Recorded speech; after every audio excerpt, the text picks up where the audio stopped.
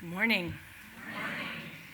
Before I begin, I wanted to thank Reverend Kent and the worship committee for inviting me to speak to you all today.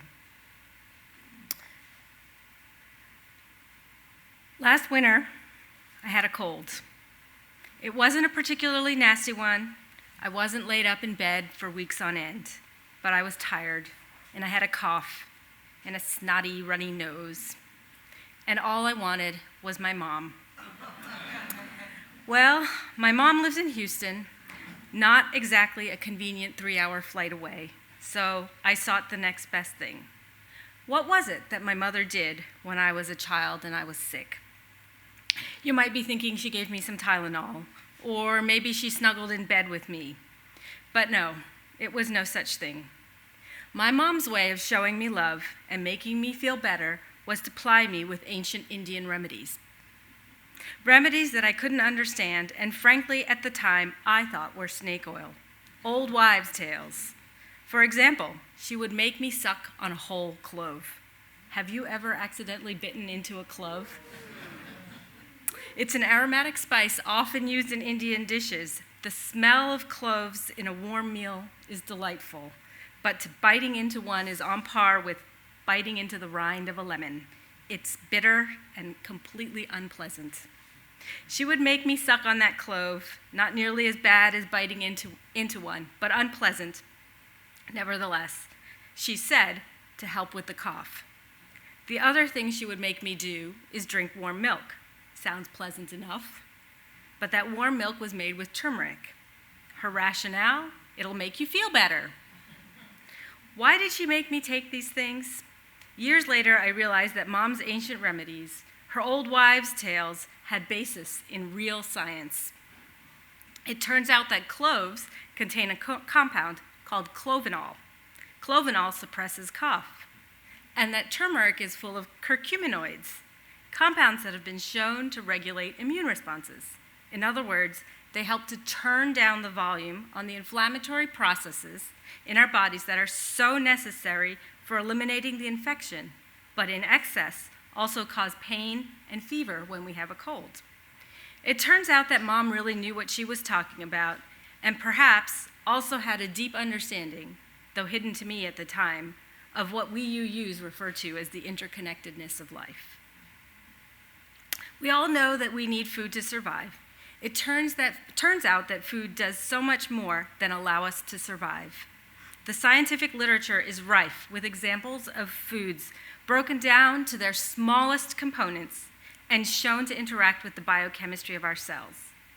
And by the way, not just the cells of our bodies, but also the bacterial cells that reside within our gastrointestinal system. Did you know that we have more bacterial cells in our bodies than mammalian ones? Talk about the interconnected web of life right here in our own bodies. But we'll save that topic for another day. You are what you eat. One hardly need go much further than the local Whole Foods or Sprouts. Let's talk about Sprouts. Their tagline is, "Every meal is a choice." The aisles are full of products advertising their amazing qualities. 100% grass-fed whole milk, essential iodized, alkalinized water, organic bone broth, avocado oil sea salt chips. They sound amazing and maybe a bit expensive, but does any of that mean anything? A few years ago, I was asked if I know of Dr. Terry Wahls, a physician who cured her multiple sclerosis, MS, with food. My initial reaction was, oh great, I wonder if she's on Quack Watch. And well, that's a great anecdote. I wonder if it's been studied. But then I did some research. I watched a few videos on YouTube, because apparently that's how lots of people, including doctors, get their information these days. And then I searched PubMed, the publicly available database of peer-reviewed scientific journals maintained by the National Library of Medicine, and found a slew of scholarly articles authored by Dr. Wahls, with complicated titles like Randomized Controlled Trial Evaluation of a Modified Paleolithic Dietary Intervention in the Treatment of Relapsing Remitting Multiple Sclerosis. Dr. Wahls may have started out as an anecdote, but she has systematically approached the study of diet and MS and demonstrated the benefits in detailed scientific fashion. And I might add, she is not the only scientist studying the impact of diet on chronic disease outcomes. So knowing how important what you eat is to your health, and maybe that there is a little truth in advertising in the products that we see at the aisles in Whole Foods and Sprouts, how do we ensure that everyone has access not just to food, but also to good food, healthy food? As we have spent a lot of time thinking about understanding and probing privilege. How often have we thought about privilege in terms of access to food? Certainly we have worked our fair share of soup kitchens. We've certainly produced more peanut butter and jelly sandwiches than we can count, and made donations of non-perishable food items to local food banks. Food deserts, but how often have we thought about access to healthy, nutrient-dense foods? Food deserts are defined by the USDA as geographic areas where the residents' access to affordable, healthy food options, especially fresh fruits and vegetables, is restricted or non-existent due to the absence of a grocery store within 1 mile of their homes. The most recent numbers I could find from 2009 suggest that more than 23 million people live in geographic areas defined as food deserts. This may seem like a reasonably small number. However, it belies a common consumer or lay theory about making healthy eating choices. The theory goes something like this. Well, food deserts tend to be located in low-income areas. The food that is accessible tends to be processed, non-organic, available from corner convenience stores full of sugary sweet beverages and food in boxes. Therefore, healthy food must be expensive. While this is not necessarily the reality, this perception inherently affects the choices that all of us make about foods that we purchase, and perhaps also illustrates how interconnected we are across socioeconomics and demographics in how we make choices about food. There are so many great examples of places where communities strive to create access to healthy food.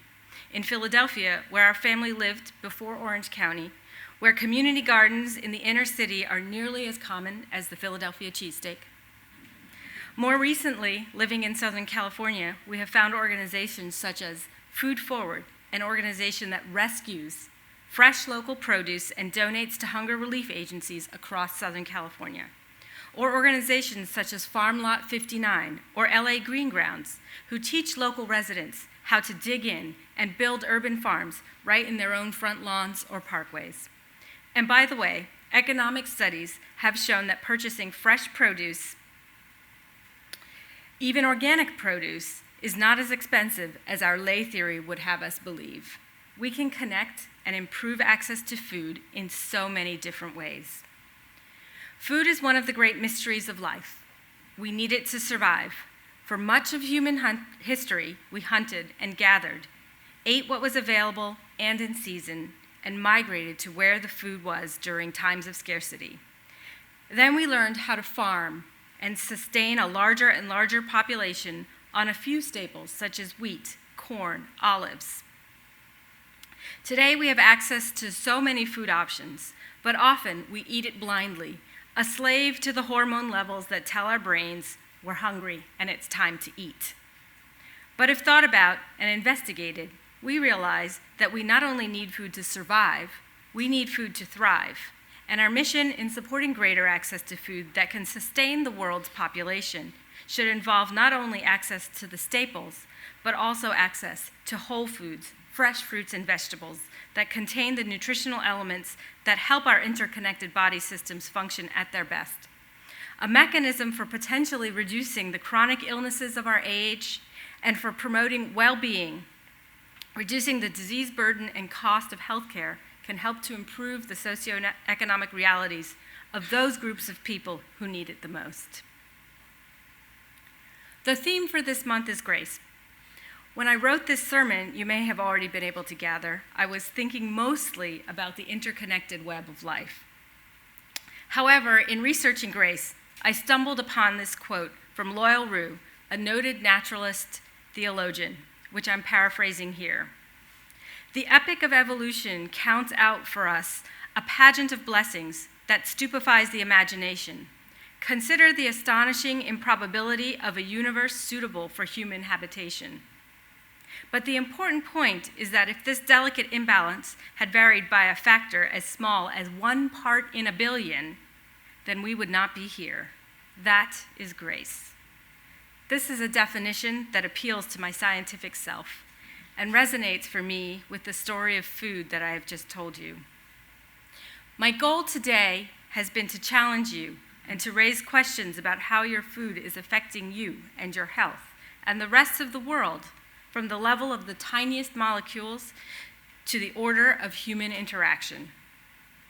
But I would also like to remind us that food is central to how we gather, to ways in which we express gratitude for the grace which we receive through our connections to the world around us. So the next time you sit down to a meal, when many people say grace, I invite you to meditate about the food that you are about to eat, to slow down and appreciate the improbability of your connection to this food and your connection to the rest of the world. I began this sermon with a story of my mother. And by the way, if you were wondering, yes, I do use those ancient Indian remedies with my own children. I'd like to end with another story of my mother. As a child, sitting down to a meal with my parents, my mother always asked me to take a pinch of salt and repeat the words, Bismillah ar-Rahman ar-Rahim, the Islamic prayer which means, in the name of Allah, the most merciful, the most compassionate. When I queried why we did this, she simply stated, because we have to give thanks. While I now appreciate that different people offer this prayer of grace in many different ways, I give thanks every day for the time that I have had to receive, to contemplate, to consider, and to truly appreciate the subtle wisdom of my mother in understanding her connection to the universe. Amen.